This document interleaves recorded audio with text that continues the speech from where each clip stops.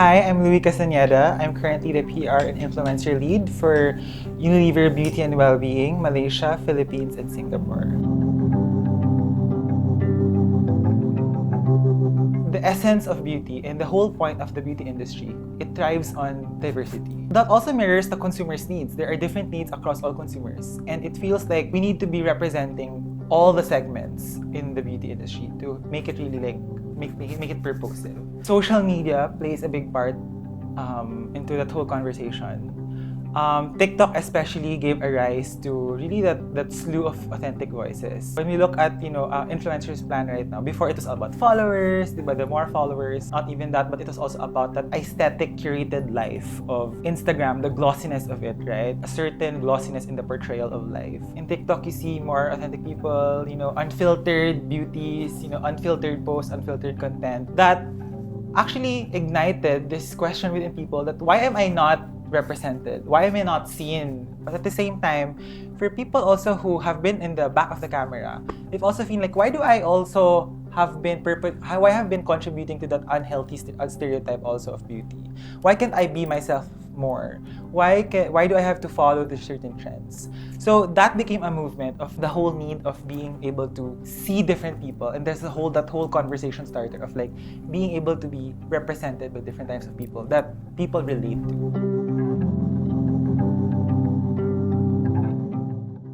This is really personal to me because like for the longest time when I say I'm trans, people would ask me, ba't hindi ka pageant? Or ba't hindi ka bombshell? It's that unhealthy stereotype that people have, and that's why I think that there is a responsibility to show different types of facets of a certain type of person and profiles to be able to combat that unhealthy image of a certain stereotype. And that goes beyond trans women. That's also with women in general, right? Bakit hindi ka mom? Or bawal ba maging working mom? Diba? So many things that people think about. They box people into certain stereotypes. And I think as a brand, my goal is to be able to showcase, is to be able to unveil and unravel and show a different side of these profiles and these types of people.